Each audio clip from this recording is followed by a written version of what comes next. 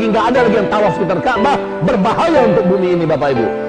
Makin lemah putarannya, maka gasing semakin goncang. Paham? Gasing semakin bergetar.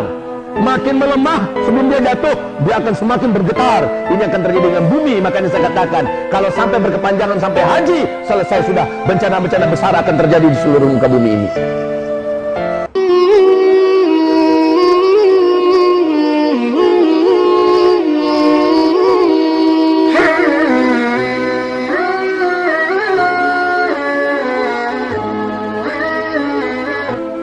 Apa yang terjadi berikutnya setelah ini? Menurut hadis Nabi ya, kita lihat nanti bulan Ramadan masih dilarang nggak orang melaksanakan ibadah umroh? Kita lihat nanti. Kalau masih dilarang, lampu kuning dah tuh. Itu kuncinya. Lampu kuning. Kalau berkepanjangan larangan ini sampai ke musim haji, demi Allah itu lampu merah. Bila sampai ke musim haji, orang terhalang melaksanakan ibadah, demi Allah pencipta langit dan bumi, saya nyatakan di depan Bapak Ibu semua, seluruh bumi akan mengalami bencana-bencana alam yang paling mengerikan. Jadi tandanya nanti bulan Ramadan. Ustaz, tidak terjadi. Alhamdulillah, kita sujud syukur bersama-sama. Berarti Allah masih sayang kepada kita. Allah masih beri kesempatan bagi kita untuk memperbanyak amal soleh. Tapi kalau ternyata Ramadan tetap dilarang, awas, lampu kuning. Kalau sampai larangan ini berlaku sampai haji, maka hadis Nabi jadi terwujud.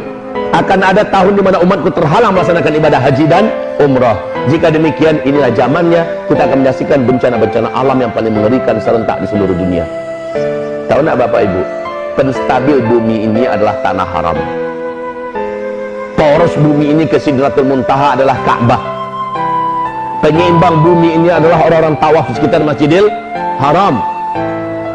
Hawa dosa, kegelapan maksiat yang dihasilkan oleh para pelaku-pelaku dosa dari orang kafir, orang musyrik, orang munafik, orang zalim, orang fasik, orang mujrim, dan seluruh orang ateis segala macamnya, itu mengeluarkan hawa hitam yang membuat bumi mengutuk, yang membuat langit tidak menerima, yang membuat laut berdoa kepada Allah, izinkan kami ya Allah menjadi penyalur azabmu kepada makhluk-makhlukmu yang durhaka kepadamu.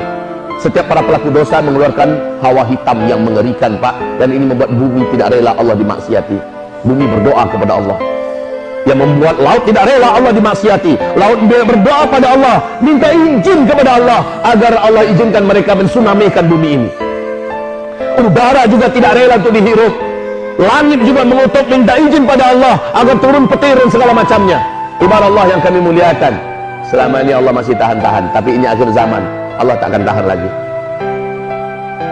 Nah, yang mampu menjinakkan bumi adalah selama orang masih tawaf di sekitar Ka'bah, selama orang masih umroh ke Masjidil Haram. Pahala di sana dikali lipatkan oleh Allah 100.000 kali lipat, supaya mampu mengimbangi hitamnya hawa dosa yang diciptakan oleh manusia-manusia yang jahat. Ketika hawa murni yang begitu putih dan bersih keluar dari amal soleh orang-orang yang beramal di tanah haram, maka itulah yang menstabilkan bumi ini Pak. Ini penyeimbangnya. Tapi sekarang orang sudah dilarang untuk melaksanakan ibadah ke tanah suci gara-gara virus corona. Hamba-hamba Allah yang kami muliakan, maka bencana apa yang akan dialami oleh kita? Saya khawatir kalau ini panjang dan lama. Kalau sempat sampai Ramadan, sudah lampu kuning, akan dimulai berbagai macam kegaduhan yang dahsyat dan bencana-bencana yang hebat. Dan kalau sampai musim haji selesai sudah, siap-siaplah kita bertemu dengan Allah dalam berbagai bencana besar yang akan terjadi. Perbanyak amal soleh dan sekarang, kuatkan doa. Ya Allah, hentikan corona ya Allah. Selamatkan kami dari bencana ya Allah. Selamatkan iman kami ya Allah.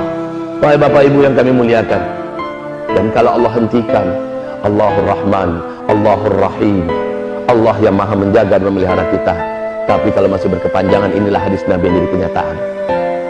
Dan di waktu yang bersamaan, kelangkaan pakan terjadi. Apa yang saya katakan tadi, kelaparan merata di mana-mana. Orang akan menjadi brutal dan membunuh demi makan, minum. Dan saat itu solusi bagi orang-orang yang beriman adalah, kata Rasulullah SAW, wahai Bapak Ibu, berarti tak lama lagi hantaman meteor menabrak bumi. Dan ini menimbulkan dukhon, tanda besar kiamat yang pertama. Sebelum itu terjadi, kata Rasulullah SAW, akan ada pertanda lagi. Bila penguasa Mekah Madinah, ketika mati seorang penguasa yang memimpin Mekah Madinah, lalu 3 orang pangeran berebutan memperebutkan jabatan kekuasaan.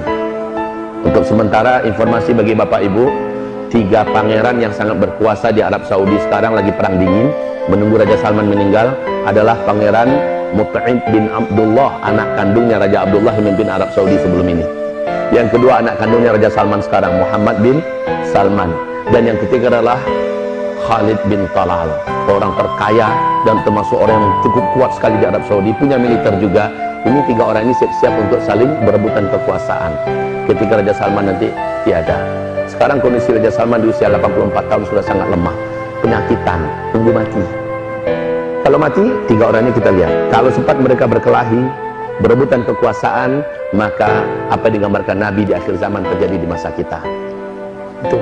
Kemudian Rasulullah SAW mengatakan, bisa jadi coronanya berhenti, tapi gara-gara perang di kerajaan Arab Saudi, orang pun tetap dilarang masuk, karena nggak ada jaminan keamanan. Dan negara-negara pun pasti melarang rakyatnya jangan berangkat lagi perang di situ, kan? Lagi perang internal, nggak boleh berangkat kalian. Ini juga bisa jadi. Jadi segalanya mungkin sangat besar terbuka peluangnya sekarang, wahai Bapak Ibu yang kami muliakan. Dan satu lagi kunci, kalau di waktu yang sama, bersama dengan ini semua ya, di waktu yang sama terjadi nggak gempa-gempa di Mekah dan di Madinah? Itu kunci inti.